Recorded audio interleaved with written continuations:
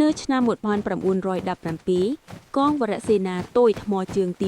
24ដែលជាទាហានស្បែកខ្មៅដ៏មានមោទនភាពត្រូវបានបញ្ជូនទៅកាន់ទីក្រុង Houston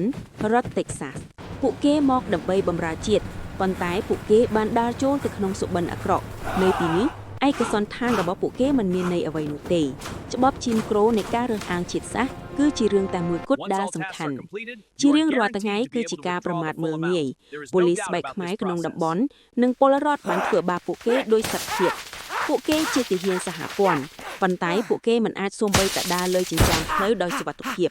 ការអត់ធ្មត់របស់ពួកគេចាប់ផ្ដើមស្ដាងទៅភាពតានតឹងបានផ្ទុះឡើងនៅពេលដែលប៉ូលីសបានវាយដំស្ត្រីស្បែកខ្មៅម្នាក់យ៉ាងធ្ងន់ធ្ងរនៅពេលដែលទាហានម្នាក់ជាយាមចូលទៅខាត់ពួកគេបានបង្វែរអំពើហិង្សាមកលើរូបគេវិញគេវាយគាត់ដោយកំភ្លើងហើយអុកគាត់ទៅឆ្ងាយនៅពេលដែលមេបញ្ជាការ Corporal Charles Baltimore ដែលជាទាហានគំរូបានទៅសាកសួរពីហេតុការណ៍នោះប៉ូលីសក៏បានវាយប្រហារគាត់ដែរពួកគេបានបែកមកលើគាត់ហើយវាយគាត់រហូតដល់បែកក្បាលនេះមិនមែនជាការអនុវត្តច្បាប់ទេ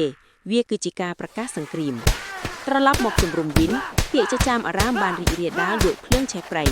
គេថា Baltimore ត្រូវបានសម្លាប់គេថាហ្វូងមនុស្សស្បែកខ្មៅកំពុងមកវាយប្រហារជំរុំភាពភ័យខ្លាចបានប្រែក្លាយទៅជាកំហឹងដែលមិនអាចគ្រប់គ្រងបាននេះហើយគឺជាចំណុចផ្ទុះដោយជាថាពួកគេនឹងត្រូវគេសម្លាប់ប្រសិនបើពួកគេមិនប្រយុទ្ធតបវិញ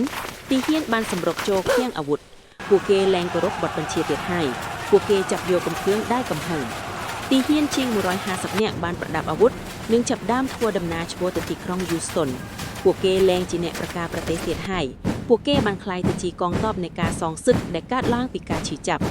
ភាពចលាចលបានផ្ទុះឡើងនៅតាមដងផ្លូវការបាញ់ប្រហារបានកើតឡើងរវាងទាហានប៉ូលីសនិងជនស៊ីវិលប្រដាប់អាវុធវាគឺជាការបង្ហូរឈាមនិងភាពច្របូកច្របល់ទាំងស្រុងនៅពេលព្រឹកឡើងមនុស្ស19នាក់បានស្លាប់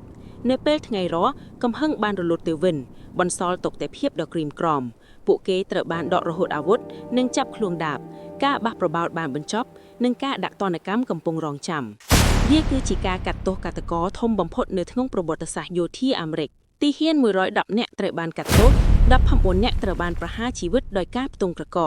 ពួកគេត្រូវបានរំជន់ទៅដល់កម្រិតហើយពួកគេបានបង់ថ្លៃយ៉ាងខ្ពស់បំផុត